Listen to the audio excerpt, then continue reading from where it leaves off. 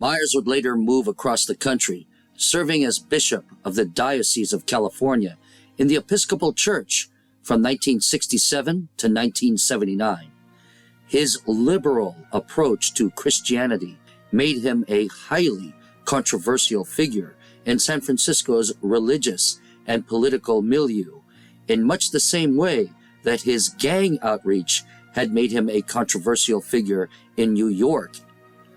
However, between 1955 to 1959, he was able to keep a temporary peace between opposing youth gangs for 3 years.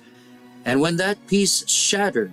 he and his Lower East Side Neighborhood Association, LENA, were able to prevent further gang reprisals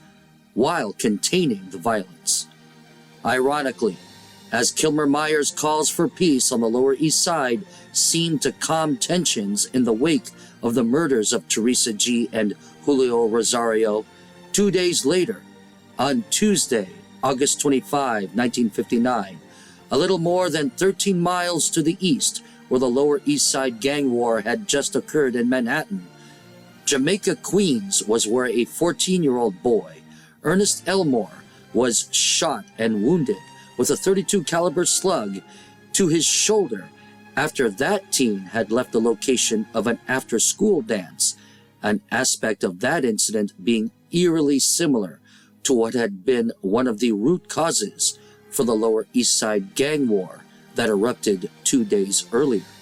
Then,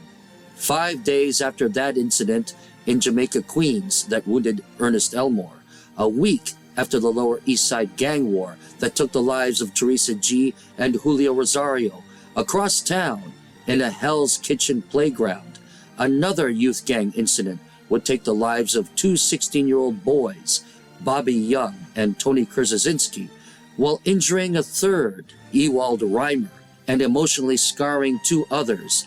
the siblings Sandy and Billy Lucan. That incident, which the press would dub the Cape Man murders, due to eyewitness accounts of the black red-lined nurse's cape worn by the alleged leader of the assault, 16-year-old Salvador Agron,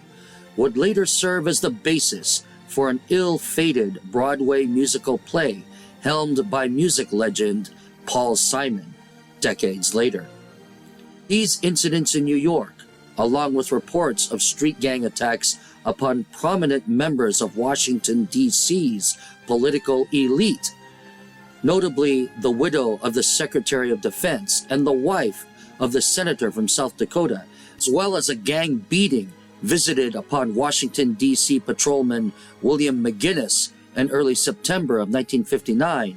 reduced the deaths of Teresa G. and Julio Rosario to a footnote in the long list of youth gang incidents that concerned late 50s newsreaders, both nationally and even internationally, during the late summer and early fall of 1950.